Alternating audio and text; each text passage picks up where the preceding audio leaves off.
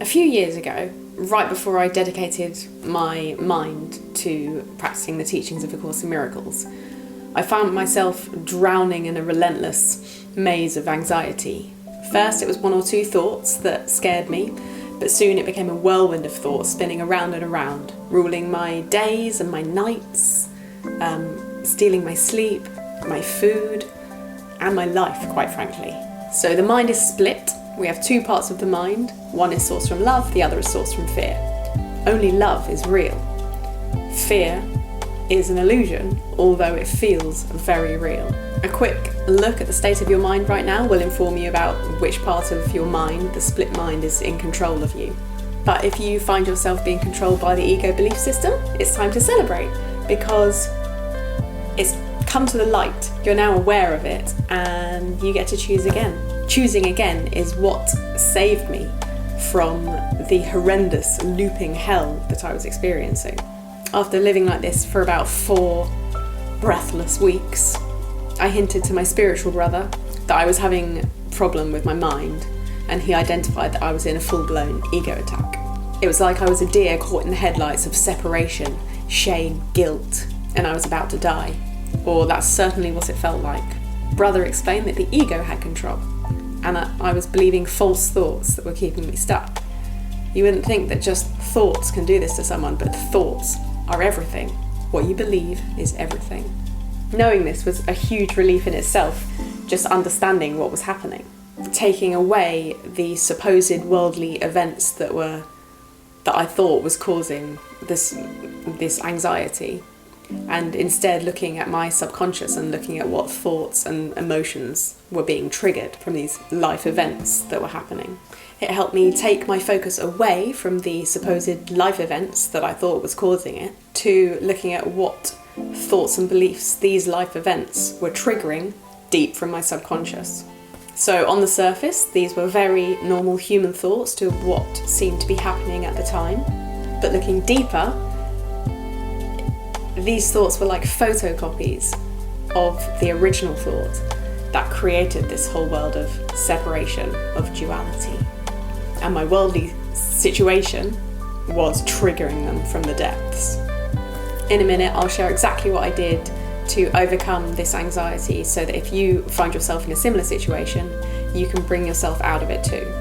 If you're in anxiety or overwhelm, you can be sure that the ego part of the mind is in control.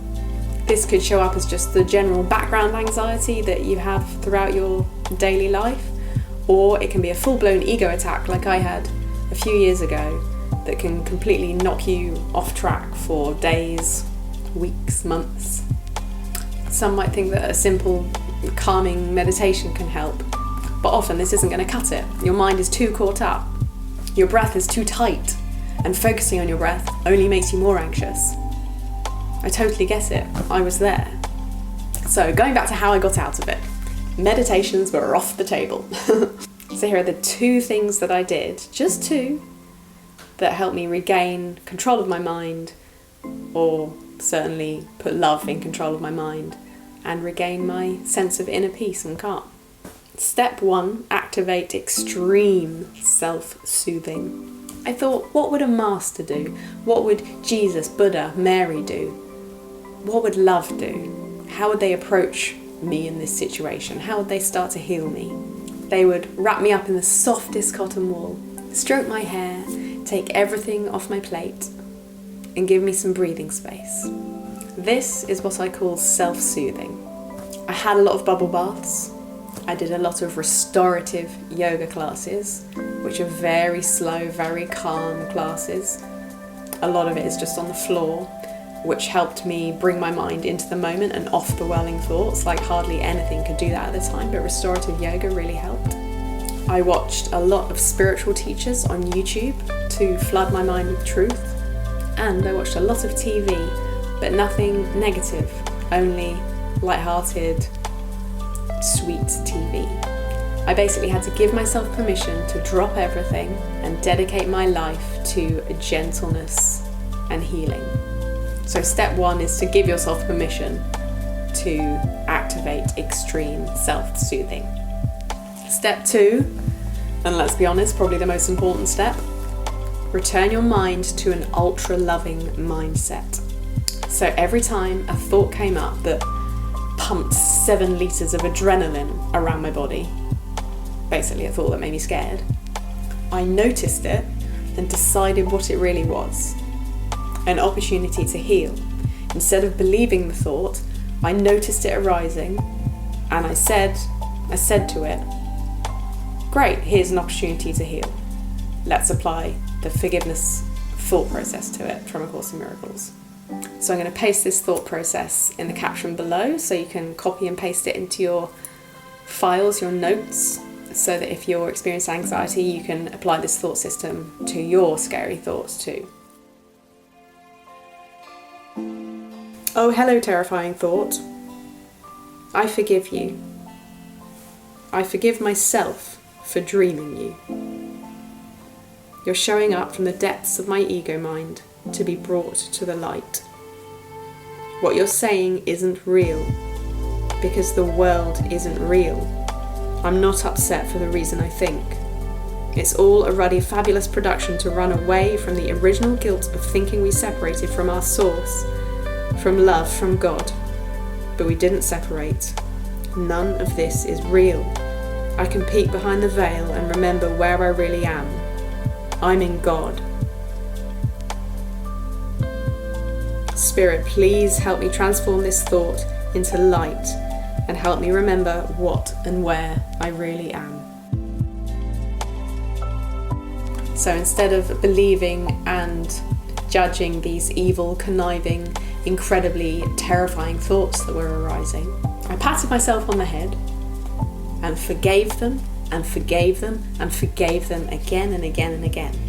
Sometimes the thoughts would return in minutes with 8,000 gallons of adrenaline pumping through my body. Other times I'd get longer moments of relief. Eventually, after about 5 months of sleeping for 3 hours a night, 2,068 bubble baths, 45 spiritual videos, and shitloads of forgiveness, my inner peace returned. It returned. And from that moment, I was hooked on A Course in Miracles. I always felt and knew that it held great truth, but putting it into practice so completely on what felt like a terrifying, threatening situation and being healed by doing it, I had no doubts. Any doubts melted away and I dedicated my mind to A Course in Miracles teachings. It has the answers. The teachings work. So please, if you struggle with anxiety and you're ready to dedicate yourself to the teachings of A Course in Miracles, start repeatedly applying the forgiveness process to every thought that comes up, every scary thought, every thought of conflict, thought of pain, any form of suffering, judgment, attack, whatever's messing up your state of inner peace. Apply it to those thoughts repeatedly. Don't just do one forgiveness process. Keep doing the forgiveness processes until you feel peaceful. You have the power to choose again infinity times over. If you mess up, just choose again. Just go back to it. Just return. Choose light for yourself and the world. So it's a tough topic because it's hell that people are dealing with. But A Course in Miracles does have a tool, an amazing tool to get yourself out of it. It's so empowering, and you don't just get yourself out of, the hellhole that you were in. You completely transform your mind and your life with this beautiful perspective of truth. If you like this video, please give it a thumbs up. Subscribe if you want more videos like this. If you know someone that's struggling, please feel free to share this video with them if you think it would resonate. Sending you so much love, light, peace and healing. If you've got a tiny doubt in your head that, oh, she can do it but I can't, bollocks. You can absolutely do it. I'm not special. I'm dedicated, but you can be dedicated too. If you feel enough pain, you'll be dedicated. Light and love. Mwah. See you next time.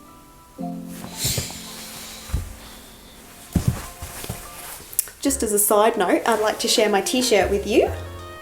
I went on a London trip this Christmas and I bought this as a souvenir. I didn't want like a classic souvenir because I knew I'd never wear like a big London t-shirt. But this is like Pantones. So I'm a graphic designer by trade, and like there are names for colours that are called Pantones. Actually, do they have names or just numbers? Can't remember. Numbers and letters. But this is all the colours of London. So I'll just pick one randomly. What's that one? That is the ivy in London. That's apples and pears, which is Cockney for stairs. There's a funny one somewhere here. That's the River Thames. What a gorgeous colour for a river.